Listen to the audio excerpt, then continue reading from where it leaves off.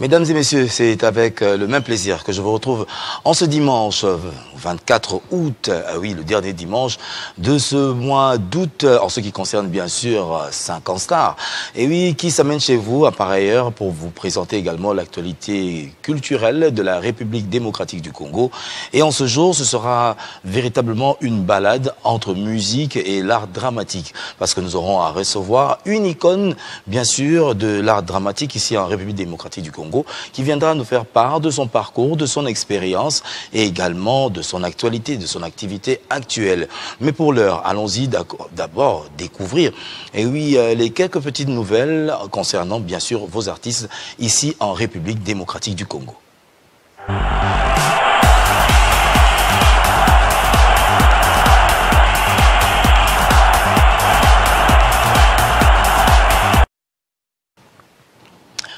Plus de larmes, œuvre de Fally Ipupa est déjà disponible en vidéo.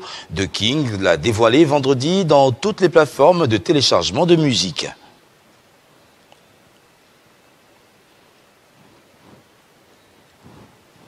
Ferregola est à Paris, il sera de retour à Kinshasa au courant de la semaine afin d'honorer ses fans, les Gaulois, dans un concert inédit programmé le 6 septembre au Centre culturel et artistique pour les pays de l'Afrique centrale. Le 6 septembre, c'est également la date retenue pour le grand show de Koffi Olomide et tout son quartier latin international à ING Arena de Bruxelles. Un rendez-vous à ne pas manquer. Zaïko Vivant, c'est le nouveau concept qui réunit 3 belles voix de la musique congolaise, à savoir Gina Wadjina, Evoloko Joker et Bozi Boziana. Ces derniers seront une fois de plus en concert le 31 août à l'espace Mboka Esika chez Papitolas. Les friands des mélopées d'antan y sont conviés. Célébration de 2 chanteurs, à savoir King Kester Emenea et Ridia Missi.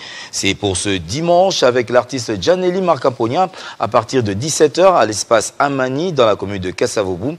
Il s'agira d'une revisitation du répertoire riche de ces 2 chanteurs deuxième voix.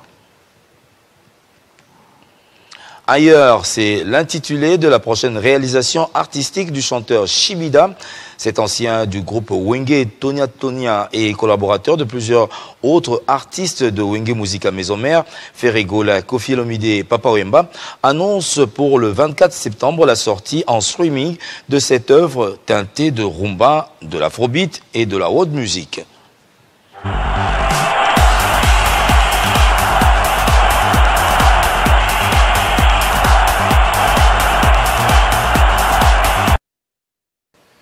Une fois, nous vous disons encore merci pour votre fidélité à notre endroit, cet attachement que vous portez à 5 ans Star et à ma modeste personne également.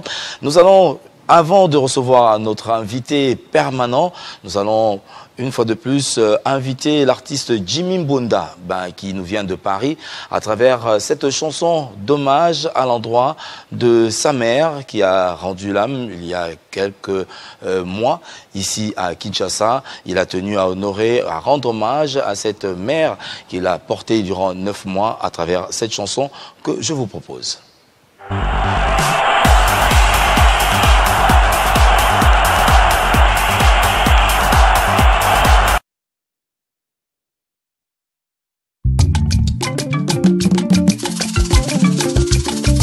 Maya wami waya lodu daragana wagimbila ira ni gwenda wado kima ami mujima bashi igusuka kui sofilo ngatoko monoli susute anga mawananga mama nanga toko monoli susute na mokili ase mama nanga toko monoli susute na mokili ase mama nanga longa maya wami waya meka mudala duna maya wami waya kena mudala mashilo.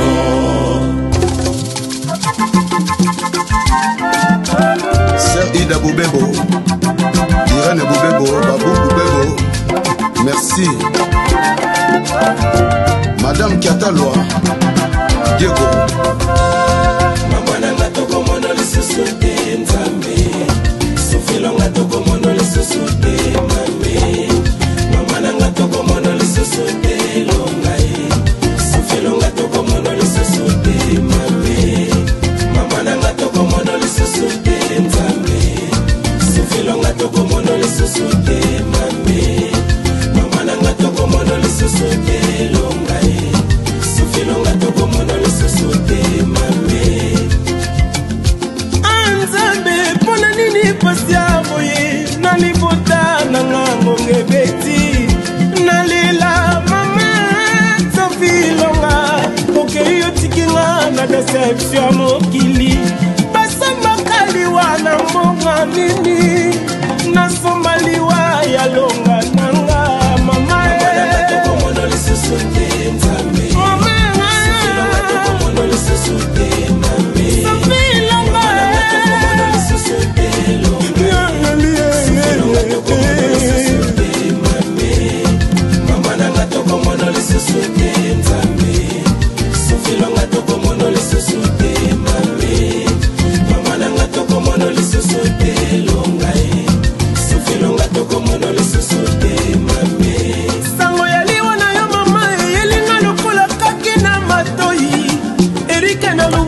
Beninga akolela mama ki ngana leli mama ki longa nakolela Sophie Thérèse Elodie akolela papa Debo akolela Kabana akolela mama Jansi bibi Chemisamu akolela mama Yalandu Malanda na Londres mama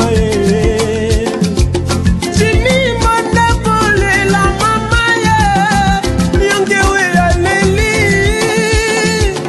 alela lolenge nini nalela yo na mbonda mama Sansa longa nalela lolenge nini mama na toko mono le sosote nzambe Sofilonga toko mono le sosote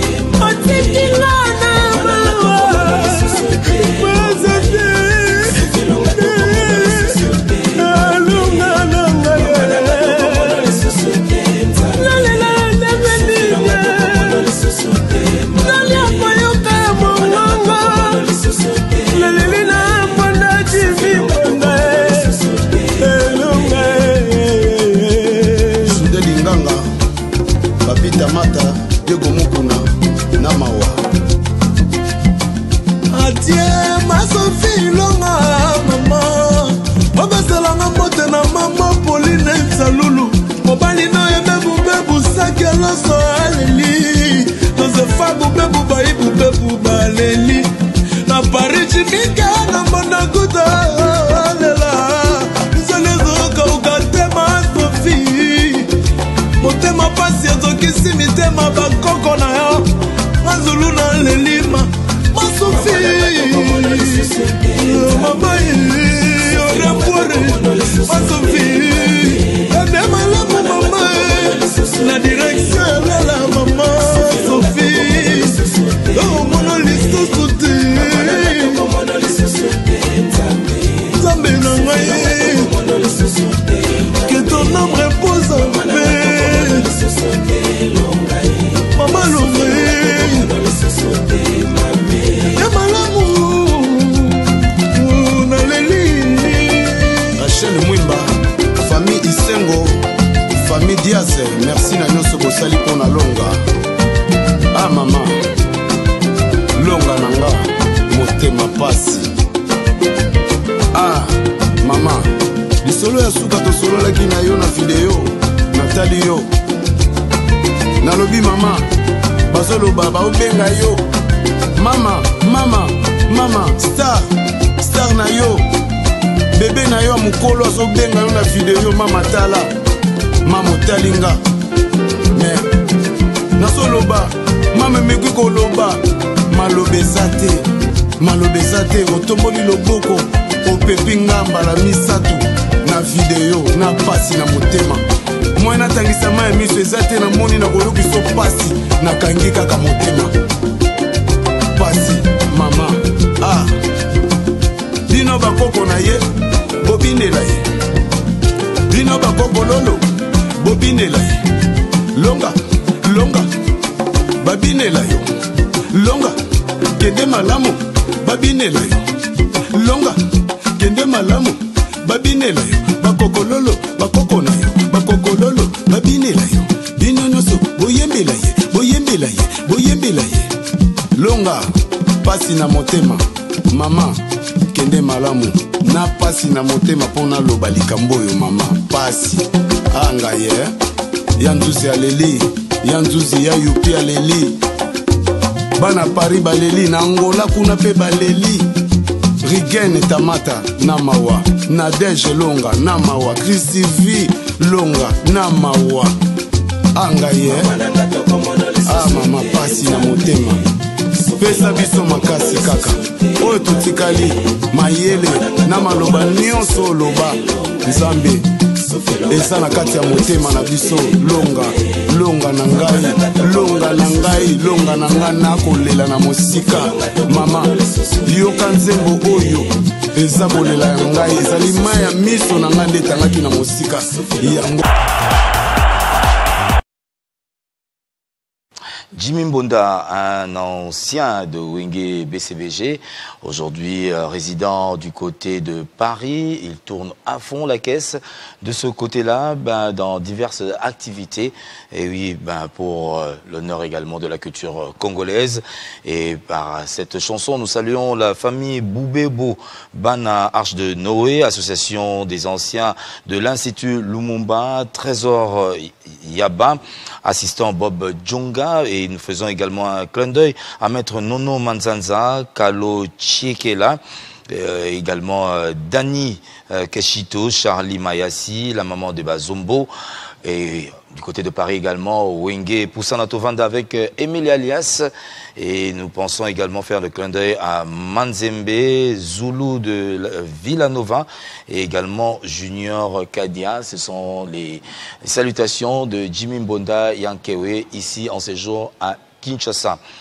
Vous le savez, dans quelques jours, ce sera la tenue effective des assemblées générales ordinaires et extraordinaires de la Société congolaise des droits d'auteur, raison pour laquelle une annonce a été faite convoquant bien sûr les membres coopérateurs de cette société de droits d'auteur ici en République démocratique du Congo. Je vous laisse écouter Jossar Nyokalongo, président du conseil d'administration de la SOCODA.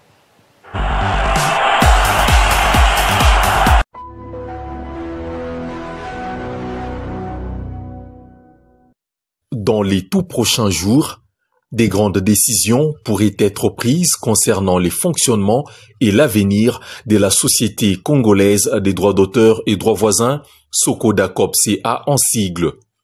Après une réunion du conseil d'administration tenue au siège de la société, le président Jossar Nyokalongo a fait une grande annonce ce jeudi 7 août 2025 devant la presse à l'intention des artistes créateurs d'œuvres d'art, membres coopérateurs de la SOCODA. Mesdames et messieurs de la presse, à l'issue de la réunion tenue le mercredi 6 août 2025 en son siège, le conseil d'administration de la Société congolaise des droits d'auteur et des droits voisins, SOCODA COP-CA en sigle, tient à vous informer ce qui suit. Conformément au statut de la société et soucieux de rester légaliste, le conseil d'administration annonce la tenue effective des assemblées générales ordinaires et extraordinaires au mois de septembre 2025. À cette occasion, nous lançons une invitation à l'endroit de tous les membres coopérateurs à venir à la direction générale de la SOCODA COP-CA, 6 au numéro 4 de l'avenue Zongotolo, au quartier clinique dans la commune de la Gombe, référence le centre financier derrière la nouvelle ambassade de Chine. Pour les formalités administratives et la régularisation de leur dossier dans un délai de 7 jours ouvrables à dater d'aujourd'hui pour les coopérateurs résidant à Kinshasa et 15 jours pour ceux de l'intérieur du pays et de l'étranger cachés de la poste faisant foi. Cette invitation est adressée à tous les artistes créateurs d'œuvres de l'esprit, membres coopérateurs de la Sokoda COPCA. Nous insistons que les assemblées, c'est pour les membres coopérateurs. C'est pas pour les sociétaires, tels que prescrits par nos statuts et la loi de l'OADA. Je vous remercie.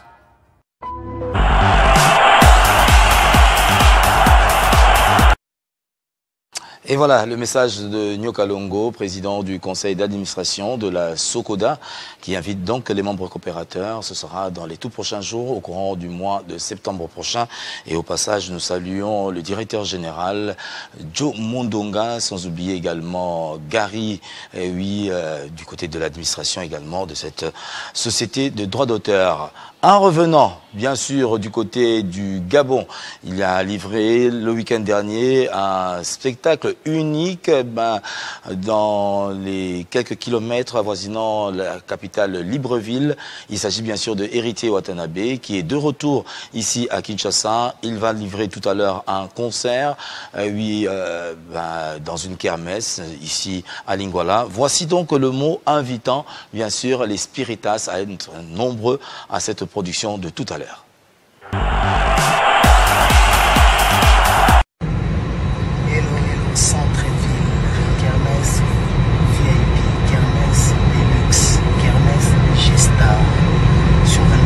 En face de la maison Schengen. Venez nombreux, on est déjà en route pour Kinshasa pour l'événement. Ce soir à partir de 18h, kermesse VIP, top de kermesse. La Poula et sa team Rwanda.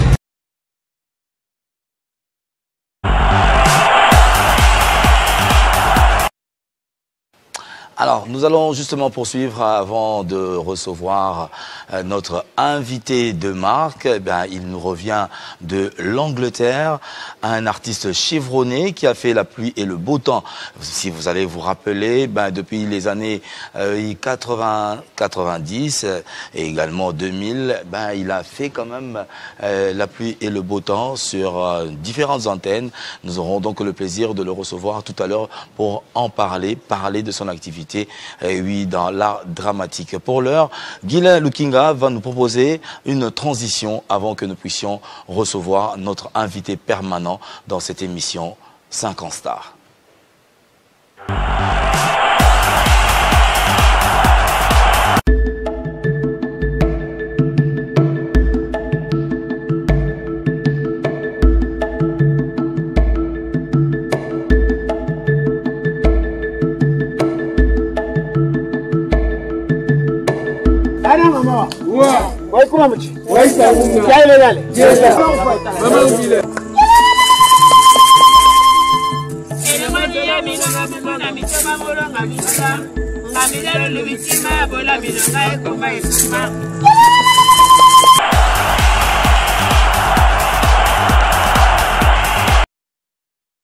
C'était l'une des nouveautés de l'artiste Kanda Charme, qui s'est récemment produit en province avec son groupe musical.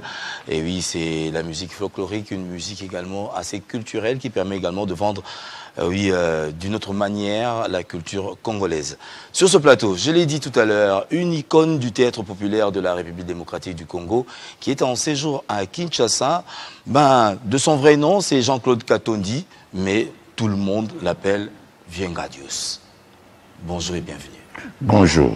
Alors, il a plaisir Yaro Yambaye sur ce plateau parce que c'est une légende du théâtre populaire ici en République démocratique du Congo. Il a commencé depuis les années 80 jusqu'à ce jour. Il n'a pas encore lâché prise, il continue, mais une reconnaissance nationale s'impose, raison pour laquelle nous l'accueillons avec plaisir sur ce plateau. Alors, ce Babi, Jean-Claude Katondi, mais comment on a dit où tu as la voix? Comment Ngadia Eutaka na scène, pendant ça la pièce mobo à théâtre, ezaki opérette Ekoyebana, na cabaret Lyoto, là où j'ai commencé, j'ai débuté, na cabaret Lyoto, les tout ça la pièce wana na ba répétition, tellement nazaki villageois moko bonaki têtu envers chef du village. Donc azaki sur a petite question on a répondre. Ce qui a pesé question bon na répliquer. Kaka ndengwana type moko master moko banako tala théâtre. Afanda ki wana sur place ava tala théâtre tia lobi. Non type yo aza pena mbuma bololo. Aza ngadiadia. Mbuma bololo ngapi na ibi ngadiadia bien mbuma. Eza fruit. Eza ngadiadia ambuma bololo. C'est pourquoi na bandaka ke ngai ngadiadia mbuma bololo. Ngala banaka ndingo na zolo baki nganga dia mbuma bololo lera pesa nga komboana na moni pe batu tuba neko benga ngadia dia to bimi na TV na moni pe na ke komike ngadia dia le komi na TV na sepeli na moni siko eza sous gênante na moni ke public batu pe bazoya ko lukanga ko talanga na mona pe ba famille mususu bazouta à l'époque c'était bien au moins na ba famille pe na ba witindako na papa na maman na bana na bayena voiture ote ozangadia de poids qu'un lien na bana na ndako na koti pe na voiture to kina ndako to dame après ba yeko zonga sanga kande ngona ana yo mona pena ke non et juste comme moi valeur ya moni ke na ndima ki komba ngadia mais e banana ngadia te avant na zana cabaret Lyoto alaka na faubourg pateli Kinsala na minzoto Caneton kuna na bibi kuna na opérette Moseka na bima ki pena tout feu tout flamme na opérette Moseka na ba de commandant danga Murumba Bulangando biso bango 3 nanga 4 plus nga 4 donc na bima kuna na komo ya innocent l'air na zongi cabaret na cabaret ne ba ko pesa nga kuma ngadia et pas camarade nanga susumba. Après, avec le temps, na chic choc loenge et comment na yeko bakisa vienga Dios. Alors, tant aux côtés dans le domaine il y a art dramatique, inspiration et style aux aranango au puissant. Oh, style yo et banaka le na za pena trop jeune na quartier na Lemba. Ok, bien. Très bien. Ok, bien. Makasi. Na Lemba, na Lemba, donc, na camarade na moto tanga de l'internat, Saleh Sinda, a comment à Paris. Biso na Lemba wana ki camarade na nga to se fréquentaka, na ki na pas na bango ba yepa ya chibiso. Bon l'air papa na nga kufi. Masa atikali ko epolenga yemde mta epolanga tamsu ambiance to bima quelque part yemta na pognon po ya chef de garage pa na bango bonga yaki suna larte do yemta bana ko epolenga tamsu problème aye pesa dépanner moi chweke alors masa wana soki toke na ba pourquoi to bana ko bima trop boîte moko zalaki na quartier boîte wana na quartier ezalaki la manne poto ya boîte wana tokende kozwa mwasi na ye copine na ye so tozwi copine na ye toyebi biso 3 nga bakotaka nga te mpo naki trop jeune nakotaka boîte te nga sikoyo na moi nakendaka nde na wenze ya Lemba na marché ya Lemba nake na molongo ya bacoiffeur nake lokota basuki ya bato bakata bango basuki na logoti basuki wana na ye nango na inventé barbe na tie colpatex na tie basuki likolo na lanisi colpatex tina sali barbe na bambi le na bambi le na okota na kati ya boîte balekisi ngai le na okota kaka ba na koti na kati ya boîte animation kotoka na kotoka ba barbe lembi ekweye bako récupérer ngai frappe ko beta ba makofi ba nini na kimi kaka ndenge wana. OK bien. Très bien. OK bien. Kaka ndenge wana na bimi akimi na kela la kaka bilala la na kena garage na kena école lali na garage na lali na école kaka ndenge wana après eko sala pena ke na eko zwa cop yake na mona minzoto des équipes na cop te mais yaki coïncidence ngana ketala pa mama na makala na moni oncle na nga bazo soana camarade na ye l'air kako ko koma ngana komi na pesi na saluer bango ko kota na ndako na yoka camarade na zo pesa oncle au revoir alobi Julie ngana ke na répétition to mona na soir ngana bimi na tuni oncle Julie oh non Julie type wana na yoki alobi a ke répétition ni o asa musicien ya nini o ya minzoto ah o musicien minzoto wapi o te minzoto ya cabaret lioto o ya badanga abulanga ndo na bamurumba na batakinga vietak place ozali na Luanda ya yo yango na certes. OK bien. Très bien. Pas abengi master na ye rosimvene na tala peti oyo aondima te ke yo ozalaka na badanga aburanga ndo na murumba. C'est vrai peti yo ondima te ngabi na ondima te o natuni baza batu na ndenge ngabi baza ba être humain o baza ba être humain ngabi oh batu ba neti ngaboye nana otala boye amutu o neti yoko ngabi ah oza besoin na bango ngabi oui eh bon tia jour comme ça le roya je là on l'a parlé comme ça oyen a parlé na memo na kabari to kenane wana kabari ko kenana kendaka na libela ndena ke wana na komi pire petit ba vie pire petit kene zo shimboki petit kene sala boy petit sala kene zala zelanga pa momi na ngai petit benga momi wana lobana ya to vide répétition ngana ke ka ndengona ti suka na ngona ko mesana ale natikala alors tukana minzoto première scène na ezara na pièce ni première scène na mona ke et pesa yo bela ouverture première scène oye pesa ouverture na minzoto oui et pesa on découvrir des PC là et PC là oyo nazwa ke là pena na minzoto kaneto na opérette Moseka. OK bien. Opérette Moseka lena na opérette Moseka nazwa ke là mais vrai là penda o pinza ke komba ngadia de fanda ki ezalaki opérette ekoyebana na minzoto on a bimaka na brosanda ko na brosser. Alors collaboration na yo tango e ko sangana pe to yo mona ke na moi groupe Salongo ba komi ko approcher collaboration récemment des jonctions la bim to tina opérette mais moko ba yo mona opé ezaki par rapport ya talent na yo ba singaki service ou bien yo mo ndé olingaki yo approcher pe bango. Non yaki par rapport à talent pour na minzoto le na bimi wana batu ba découvrir nga mais tozalaki permite ya kokende kosala banzonzingi neti kokubima okende na groupe mosusu ojouer non eyaki mpena permite bon nga sikoyo lere naye kosala chic choc loyenge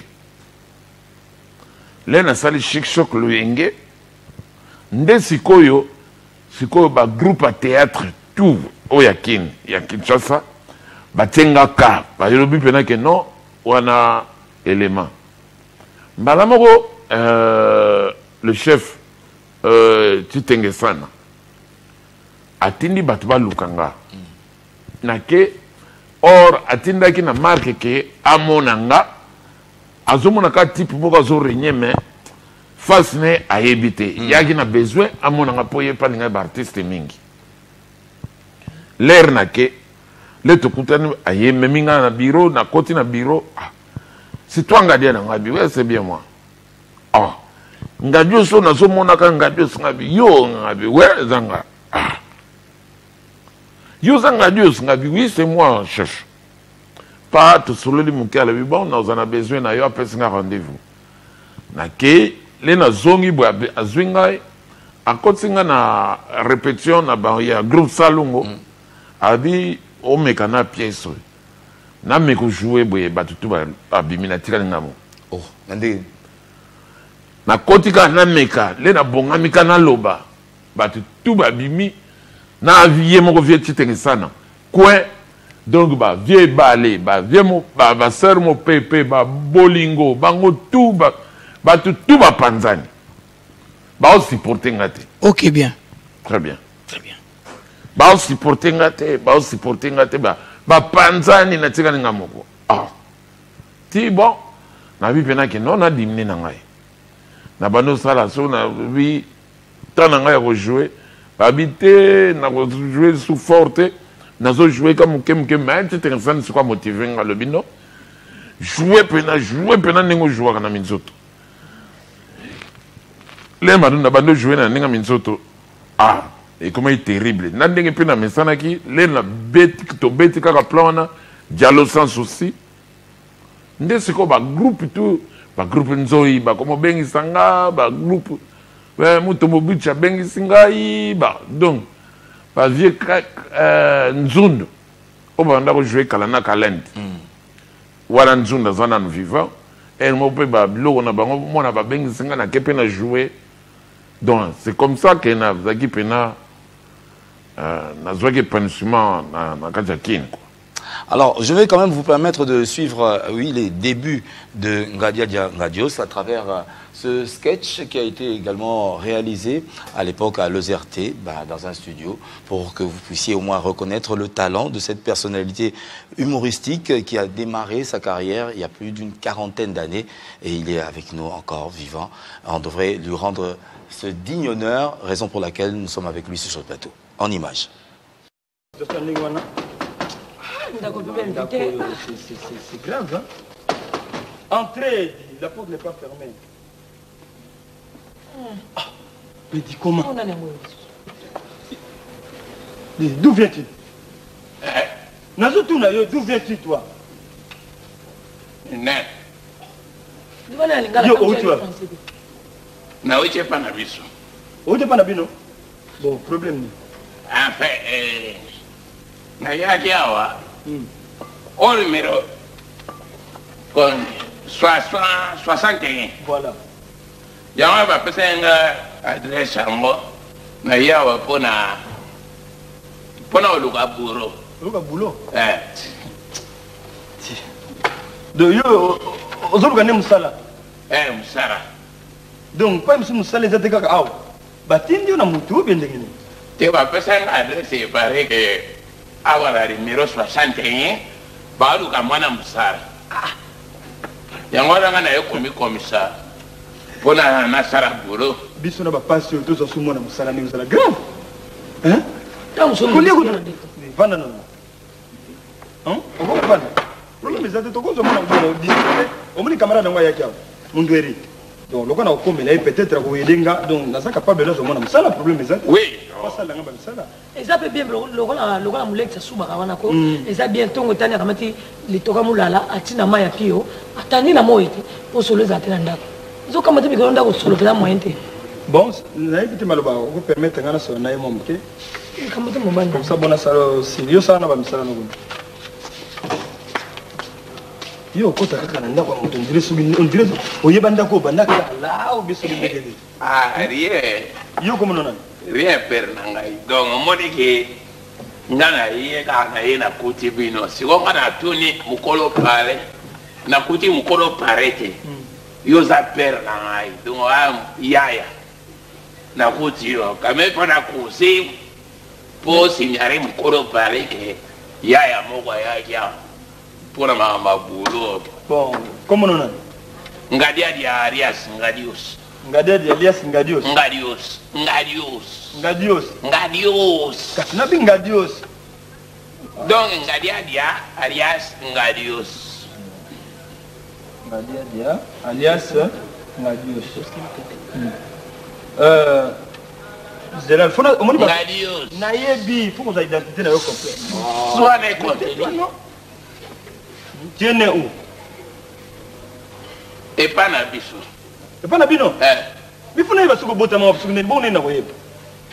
Bon ce que on sala ga est-ce que sala quelque part? Na sala des quelque part. Ouais. To sala nga na mayos na netu mamu na sarakawa. Bon. Na longwa kuna pona bulo kaka moni ke bulo ya mbulo. Donc batinda kinga na somba pour ngana ke sombera ba ngwa mpula noir. Et puis ça l'éclairage à mon lit. Ah, bah ça dernier bout. Et voilà, on aurait dû rester sur cette antenne pour suivre également ces sketchs qui nous rappellent encore le beau vieux temps avec une très belle comédie. Vieux Ngadios, il est encore parmi nous, donc plus de 40 ans de carrière et il nous fait encore rire.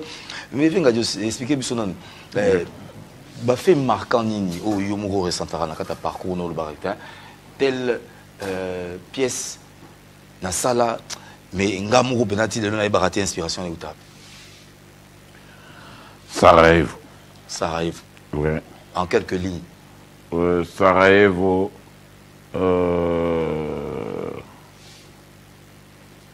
Les 4 Viangor.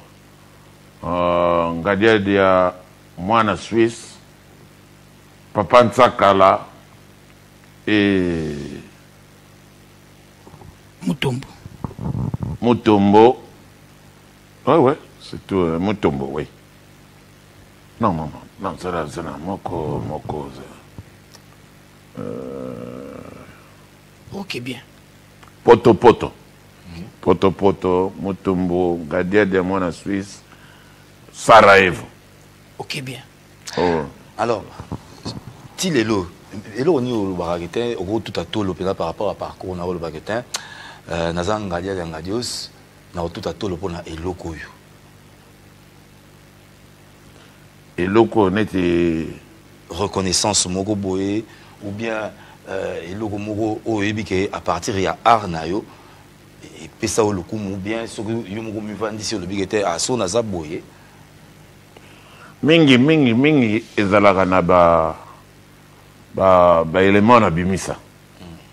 Donc na artiste on a sala, on a format. Artiste on a format, on a continué à former tilelo. Et on pena ba sala et sala nga fier ya roye ba pena ki musala nga na sala quoi. Et puis musalo na salaka. Donc quand même na mona que na contribuer à paix na vie sociale ya mboka. Donc, na mona apena ki naza utile. Ba script na au Komarango avant ou bien au monaka fort en improvisation. On a Komarango avant et puis l'improvisation pe na makas.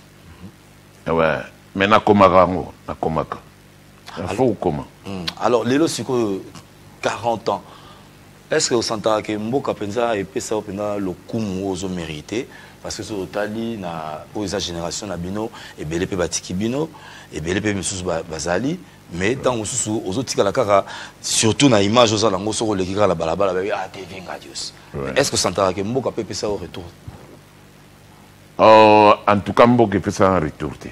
On va dire ni na ba droit d'auteur ni pe na ah surtout qu'on a ba droit d'auteur totika. Ok, bien. Na ba droit d'auteur totika. Na droit d'auteur pendande wa na yebite soki nana osambela ngai soki nana okotela ngai pena pa ami ko sengela mbongo nanga exactement parce que yo moko peut-être peut osafilia raté ou bien on doit se la en retour parce que on doit ça là ba biloko ba producteur ba sala ki ba image zo kende est-ce que yo moko en tant que personnalité artistique au kenda rapé vis-à-vis il y a ba société de droit d'auteur ou bien vous avez peut-être qui dit si qui dit ba tengana kenda. Ana kenda po à l'époque poto bima moi banako senga biso pena moi ata mususu moi prouve moko épreuve moko ya sokoda moi papier moko ya umisa pour appeler sa corps que artiste zobima bon l'air à l'époque biso déjà te banako bima Donc carrément nazaki déjà affilié. Nazaki affilié, nazaki na Imiza, nazaki na Sokoda, nazaki na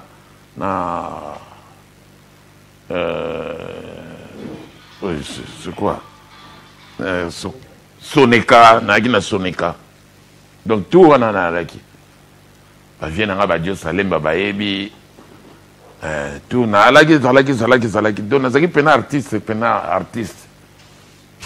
Oya solo. Donc na alaki na 4 millions na bango quoi. Ouais. Alors, mais mboka pena na bazong selanga sincère. OK bien. Très bien. Mais dans mon discours lelo, oui quand même na brevet de citoyen d'honneur. Oui, citoyen d'honneur, je pense bien que ça, dans le cadre, il y a un festival, il y a mon Alemba au Babi qu'on reconnaître. Mais au-delà de ça, et là, comme ça, peut-être il y a 10 ans de carrière, parce que moi, brevet, 20 ans de carrière, parce que brevet, quand on 30 ans de carrière, maximum enveloppe. Non, brevet, sous Nazwaka, il y a année, il y a chaque année, on a meilleur artiste. Meilleur Nazwa, meilleur vedette Nazwa. Malgré les Rwanda à l'époque, Nazwaki comédien, mais na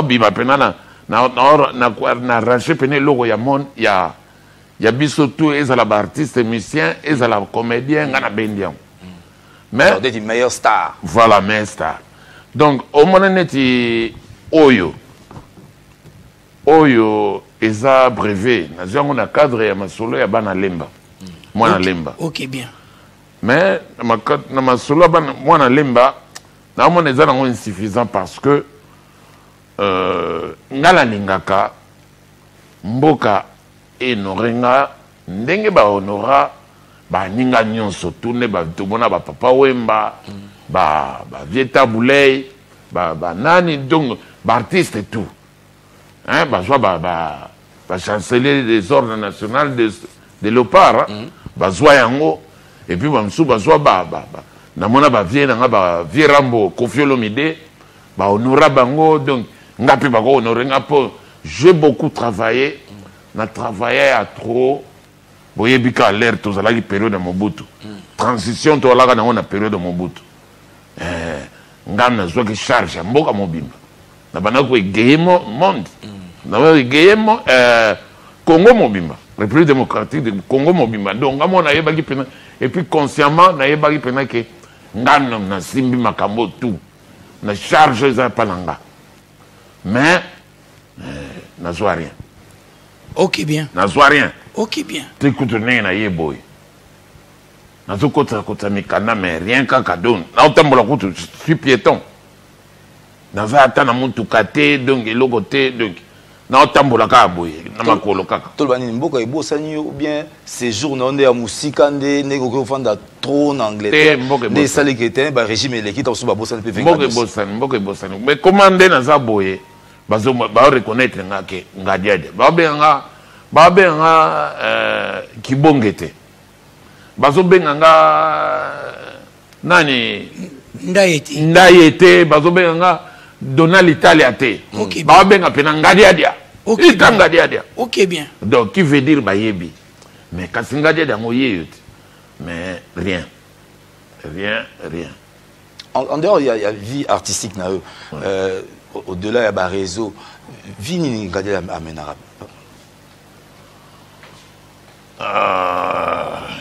Vinga na menaka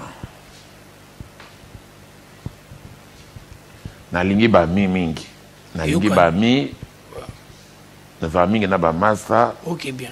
Et puis nalingi ko seka. OK bien. Na seka trop nalingi loisir. OK. Donc nakenda mingi ba sport ko keneta la ba match ba nini donc nalingi milieu ya ba tout ali ensemble et plus en plus toujours seka toujours donc ngana lingi vinga na menaka yango wana nalingi ba master malgré el moko ba koko so ya la kana ba master mais nalingi ba master. OK bien. expérience ya chic choc longue ça quand même et ça les mbonge to ebi pas quoi na bosaki pena ba défunt Mangwaou tout le monde ba commando mototepe atika biso mais c'est que le fait de s'installer en Angleterre on a yo mo mona raté au perda quand même moi temps est belé par rapport au surtout il y a chic choc etika lelo tout le monde a un digne représentant et longa kala azali mais siko jumelage yango ça marandeni tout le temps on a téléphone on a surtout na téléphone tout solo laka d'ailleurs moi personne a joué idée à pièce à théâtre na pesier na comélie ou bien na pesier par téléphone aliya que on a répétition pas fongoli yango tout ba répéter après ba bando le kana chaîne OK bien OK bien siko yo moko siko na habité quand même au centre qui va critiquer absence na nakati ya nakati ba scène nango obligé siko réaction yo ça nango tant ozomona que bazole la plein vinga Dieu mais na Londres azana mais phase ani akini oreille ça rende est difficile ya kozonga pena nakati ya Kinshasa non eza nango difficulté mais eza moi possibilité moi écoute les moko boye zalaka écoute les nga soki ne tu vas trouver pena bien que na balobi pena que na fanda na Congo sonne tu vas continuer balobi pena que non ngadia de yoko bi masuti fanda na Congo na singa bango pe beta de besoin na ngai na besoin na travailler quelque part na sala ta na l'état na sala ta wapi donc na za numéro matricule nazo travailler nazo zoma pognon nanga chaque mois alena ofana na ndako nazana bien na bana c'est ça quoi OK bien ako fana nanga pena na bisusi pena na fanda OK bien alela poto yebi kaka poto nasi yebi yango poto ermoko kenda kosola basani olela kutute OK très bien OK bien très bien OK bien alors arrivé bien sûr dans le cadre du festival Mwana Lemba mais tu t'es fait accompagner d'un manager alors si comme manager on est sur base de contrat ou bien ça ami de le building avant ça trop bon yo pour ça rappeler nanga osanga comme ça sur une solo là yo moi le devant on va lui donner la parole il va parler mais si quoi contrat on a signé ni binombali tout solo là na ye azali mutu moko boye ngana koneta ki po na kino ça les publicités il y a na besoin de publicité il y a aza professeur na université alors asala société na ye moko boye po engager kabatu faire engager bango na ba université lera yaki pona ça les publicité à société na ye na kena saliango asepelaki nango alors atenaki agardaki contact nanga l'air makambo ya bana lembe ye et puis to yebana ne kala na lemba kala l'air masolo bana lembe ye ba info OK bien ça va to beta gros micro to beta pena équipe moko équipe munene na lemba mobimba asana ya po femo dogo personnel akufa to beta na yena sana donc leto yo kuta na Londres to beti pe ma solo ya société na ye na start de travailler na avion na ye ya petit na ngai avion jiklo talanga ya boy na besoin na komi pas vous savez la publicité na sali le na sala ya mon rendement na ngozaki normal ala a garder contact te ko trouver ngale masolo bana lemba a trouver ngai poto na lemba te bana depuis lemba a trouver ngai boy na besoin na memayo tala kope za boy na lemba boy so to komi kuna uzala boy ngabi no problème ete yo zalaka na tama solo na ngai comme ça to kita to solo pena kitoko to signer contrat pas yango to yaki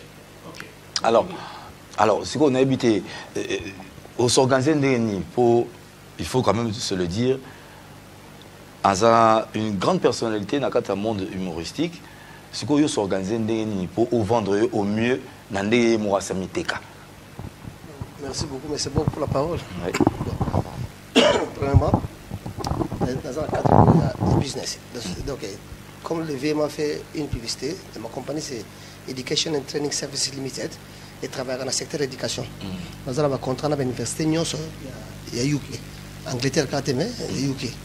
Donc, nos étudiants nous partout dans le monde, même au bassin de la Mboka, il y a Angleterre, il y a comme ça, on va à l'université, mais il faut baser un niveau anglais, na papier. Même si ceux qui sont s'ils ont un niveau d'anglais élevé, j'ai la possibilité d'étudier là-bas. Okay. Yeah. Alors, comme le V, pas le V, la légende, il faut d'abord honorer et puis respecter ce que le gars a fait pour la nation. Alors, dans le cadre de reconnaissance, quand il m'a fait la publicité, ça a changé ma vie, ça a changé la vie de ma compagnie qui est en Angleterre là-bas. Et quand aussi il y a une opportunité pour les festivals Mona Lemba, j'ai appelé les vieux de discuter. J'ai vu en tout cas au fan peu aux autres la la publicité mais à pêle-mêle. Aux autres sont quoi la bassane ou les là? Surtout il y a un c'est tout ça. Alors, mais valoriser ce que tu as fait dans le passé. Deuxièmement, même partout où nous sommes, on a besoin d'une manière à contrat. Alors, ils ont déjà des contrats avec certaines compagnies qu'on ne peut pas citer ici, mais on travaille là-bas pendant 3 semaines. Après cela, on a un groupe, il faut renouer l'activité. Même au fond de la Kinshasa, dans Londres, tu seras maintenant à cheval avec Kinshasa. J'ai pas dit à l'Okapi, moi j'aime l'Okapi. À l'Okapi, à l'Okapi. Parce que c'était un animal unique, non? Le bébé sera à l'Okapi à cheval avec Kinshasa, afin que le groupe ait revenu l'activité. Et deuxièmement, comme Banalim va revaloriser, alors tout ça va être dans l'instance supérieure, va honorer une légende vivante. Tous les latés qui viennent à Koufane de Balokuli, banane après, Bolati Moutou médaille à Zana Cercueil. Donc ils ont une valeur macasté. Comme il est encore vivant et puis les groupes existent encore, alors il y a une idée de revaloriser notre légende. Et avec tout ce que vous faites à la presse ici, je crois que toutes les instances supérieures, ils sont déjà informés que la légende est là. Et on a aussi écrit déjà dans toutes les instances, je crois qu'il y a des réponses qui arrivent déjà, afin qu'ils soient élevés au rang. Son rang. Son rang. Merci bien, c'est une belle initiative. Donc, c'était une inspiration et puis une innovation. Parce qu'on a vu comment les artistes nigérians, comment ils ont le même niveau, plus que même les politiques, le niveau de vie. Mais nos artistes sont trop bas. Alors c'est pourquoi j'ai créé maintenant cette innovation que chaque artiste doit avoir un manager afin qu'il soit respecté. Et avant qu'il fasse n'importe quelle activité, il faut qu'il y ait un contrat sur la table et on discute et c'est qu'on va avancer. Je soutiens l'idée et puis un conseil gratuit également à tous les artistes. Il faudrait avoir un manager pour être bien vendu. Alors je vais quand même passer la parole à un des dignes fils. Il y a Vienga Dios et tout le monde y est pendant. C'est difficile, hein? Vous avez un leader musical très difficile. Hein? Merci Bob. Yaliboso, il y a vendu à Pemina Papa Nanga, n'a pas sengo makasi, n'a vraiment sengo. N'a que bien. Batunio sobre eza passe. Batunio. Eza passe, c'est sengo pour tout le monde aí. C'est sobre eza passe qu'on vivre na leader dans la musique yoza musique. Non, pas na biso eza passe parce que il y a beaucoup de musique à coacher déjà. Il y a tout ça, surtout, le théâtre sur les canantena, ils ont coaché par lui-même, le président Gazé Zangayos, mon prêtre, Megaboul Baboul à part. Ce qui a mon erreur, ils ont un cas là, Koto Bokena erreur, Boussalaboui. Aza, papa Moko, vraiment, leader Moko, Atika Rabi sauté, et puis, Azana Yindousa Moko, ceux qui comprennent aux années bien. À tel rabiso na musika parce que on a mis en scène longa kala mais na sime longa kala na batami c'est mutumo prêtre ngajanga yose aza mutumo bula musika mun biso doyele ba parler to bando tala tutali leader na biso ba mambo ibela sali parce que yimo ko ba tababul yango alwa ilo moko ilonga kala yukaka mingi na yukaka mingi yango mone makambo ikine na monde dans les bons parce que si on a vendu boye on a vraiment na isengo makasi na oka pasté na mona neti presse azana poto na mona neti tozana isko sur place atika kabisote tout le monde tozana bande comme ça ba continue na groupe 1 mois 2 mois mais presse les fait qui attala ka bango na télévision et puis na YouTube aibike o kingani en néglige kabisote azala ka biso tout le temps. Alors pièce actuelle les amis. Pièce tozana ngo au salaki un pas au venga de soko azoko ya intégré. Oui, tozana na pièce moko bana ya nani eza oyo tozana na premier deuxième épisode et président nga yebo tozana pièce mususu o tubana da préparer déjà azaki na poto sur la likambo. Eza idée moko déjà tubani déjà préparation déjà ça fait déjà 3 mois tout préparer déjà yango yemoko kolo idée ayi déjà sur place déjà lobby bon nga na bengio oya et puis télé 50 boya bon mon asko coaching ya yemoko sko moto prêtre ngaja ngajos leader au coaching chef tout ça parce que ayo kakamingi aloba pi biso ba chef tout kakamingi tout ça là tout ça là bon je le vois pas misu na ngate hein jamais na ke bien très bien na ke bien très bien alors très bien alors na si ça vraiment c'est-à-dire que azam tumoko président biso ndenge avant diboye funa féliciter belé parce que aza papa bana azam to abwanya aliaka na batu a partager na bana na ye ya groupe na famille na ba camarades aza mutu moko ne avant de boye faut na remercier et puis na remercier pe manager na biso parce que alongoli papa na biso musika ayeboye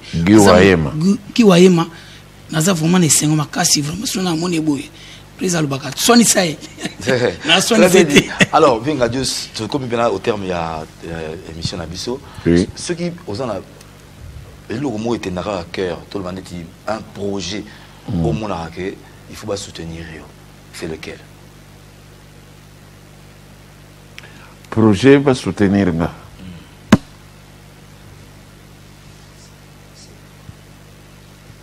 c'est quel projet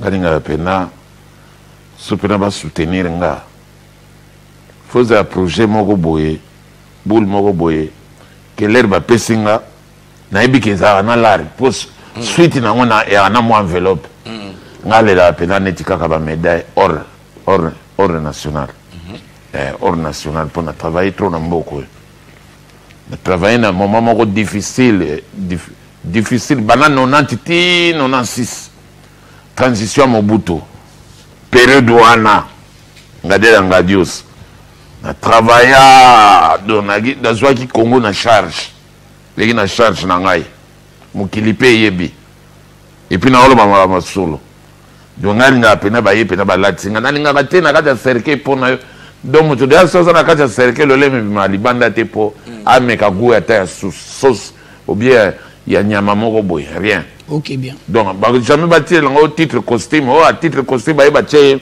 moi médaille moko likolo costume ya cercueil non ola mukate bupesa ngai to talana bupesa ngai OK bien bupesa ngai na sengi bino bupesa nga moto mo prêtre na simbaka mboko yo mokili yo légende politicien te na politicien te na comédien mais na simbaka mboko na simano artiste nini o balanda style na yo o moneke so vendre la parler olbi donc ngadia ya salaki mais moi no ai oui bana liko bana ali na mona primo presque kaka bano baza na kila nanga mingi na mona ka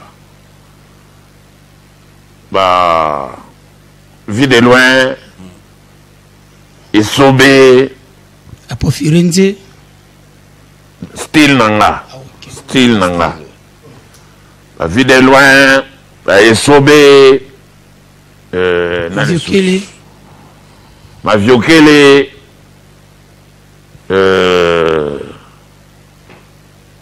nani Balio Sombo azwaka mama Balio Sombo maman mon boulot l'idée autant prêtre Balio Sombo OK bien Muyombe gauche. Muyombe gauche. Ouais. Voilà. Aux allant contre ou pour des soba monio boye. Ouais. Au visage naturel na TV. Parce que yo banda o legara na scène. Jamais vraiment elongi na yo. Siko tant que mon arrêté muso banda ki boye bon amoni tenyango simba sauter. Faut bimbaka boye tabuso na zaka boga et aux allant contre ou pour. Ah na ranga pour na zala boye. Yosa loka abo. Donc contre bateau c'est des visages chaka. Ah wana ndi na contre ngo. Mengana nga boye. Po boye na dana mama na avantage. Po boye so ba morning boye. À part teni. Batu ba une émotion mingi par rapport à ce qui ba morning normal. Ah. Donc na sepela boye. Merci bien. Batu ba yebanga penalty quoi. Ok, bien. Très bien. Alors, tu comme venant à Souka, on peut savoir au mot à conclusion. On a vu que Batoubaza est belé, Basolandayo, Bambote certainement, Isali. Ouais. Pour Tokabwana. Mabanga. Il y a plus d'opportunités. Mabanga, on a lancé Moutaliboso. Président Nangaï Fachi Béton. Et Yoki Libanga. Yokani Fati béton béton Fati ya mama Denis Nyakero na yebi ki na za pe na problème o mone manager zalakawa mais alela pe mabanga soma so na bwagi te Giwa Ema le grand manager. OK, bien. Papi Moussoui de production Mere vala Papi Moussoui petit Nangai Junior Fouti na London. Junior Fouti na London. Chiba Babenda na London. José Belé, Maître Maipai, Adzo Kambeli li boton koi. Ya yo yangwana. Pera leki, mama leki. Moi manyoko na biso tota magana nguba ya kotokisa. Na lela nazo mankango na o manke. Na o manke yango ne na za koto. Ya Faustin Zazi. Mama Elombe, mama pene Elombe, oya kwesa, ayeko kwesa adajo balobarake. Moi ça tonga mboka te. Mais ya tongi mboka. Ouais, wana nani? Fifi Masuka. Mama Fifi Masuka na Lualaba. Mama Fifi Masuka na Lualaba. Ouais. Mama gouverneur. Quand ils autres kende, le séjour est ici là. OK, bien. Ah, t'as eu kende, le séjour est ici là. OK, bien. Ma Fifi. Très bien. Merci bien. Donc, pour na honoré quand même. Mais na bois qu'il banga noté. Bob. Bob Ambongo. Ah, Bob Ambongo. Bob Ambongo. Doudou. Ouais, maître Doudou. On appelle la baxe du banga mo bo rapé mutu. Yanani. Jean-Marie Kassam. Ah, PD. Jean-Marie Kassamba. Oyoki amoura bien. Oyoki nyeka. Voilà. Jean-Marie Kassamba. Nous sommes arrivés au terme, oui. Ningala senga vraiment tous en studio. Tous misa générique il y a Sola Likambo. Naibi ki Ryan Lenga CR7. Asa déjà na kati ya disque en tout cas bato bazala posa okuta ko benga praise pour na libanga numéro contact na ndenge ya kin awa iza plus 243 89 62 63 503 plus 243 89 62 63 503 suba bengi wa reçoit praise suba dans ndinga privé numéro praise ya Mikili toko publié en télévision té suba bengi en tout cas bazoyer moko lui-même ngadi ngadios et puis théâtre nabiso et les grandes antennes chaque jeudi à 21h30 et puis rediffusion mercredi à 11h pesi oyo ya sika oyo le jeudi oyo bakomona motomo prêtre ngadi ngadios na profiter na pesa mbote na ami dans les fils voilà. Et puis na Mariam Alanga Ngwele la Belgique. Nous nous faisons un clin d'œil en fin de cette émission. Donc, à tout le staff de la mutuelle Tout est bien. Ben, nous nous retrouvons tout à l'heure chez Double Brassard, où hier nous avons également communié, l'anniversaire de Marie-Hélène Mayalou. Une fois de plus, heureux anniversaire, le 50e. Et nous disons également merci à toutes les personnes qui étaient présentes. Et nous allons conclure avec ce souhait d'anniversaire à l'endroit de M. Bonnard Djoko, qui fête son anniversaire en ce jour. Nous sommes le 24 août. Et moi aussi, hein, le 24 août. Bon anniversaire, président. Voilà. Joyeux anniversaire. Voilà. Joyeux anniversaire. Mon prêtre. Joyeux anniversaire. Joyeux anniversaire. Djerba. Notamment, et là, mon Bobby, on a yoté mon prêtre. Papa. Ah oui. Les autres ont yokaté. Voilà. Donc, Guilain, si tu peux quand même nous passer ces images donc en vidéo, en photo bien sûr, pour souhaiter donc un bel anniversaire à Papa Bonnard Djoko, le papa de Bénédicte Djoko, comme nous pouvons nous voir, qui est né le même jour avec Ngadja Ngadios. C'était un honneur. Donc Jean-Claude Katondi, c'est son vrai nom. Alors heureux anniversaire autant, bon vent, bonne santé. Merci. Merci. Senga, une reconnaissance nationale à son endroit. Bob. Ok bien. Vraiment. Ok bien. Bob. Ok bien. Alors, faut-tu Tokeka, très bien. Très bien. On dit merci à la grande équipe, Dédé Sansois, Guilain Lukinga, Arsène Maké, c'est la caméra, Eric également. Et oui, pour cette belle prise de vue, nous nous retrouvons le dimanche prochain avec le même plaisir, surtout avec un autre invité, le commandant Ilunga Souciat Kassavou Bazota Labiso Topesio Mbote. Et nous saluons également Mike Abanga Pakwa, import, export, Amelo logistique entre la Chine et la RDC. Au revoir et à la prochaine.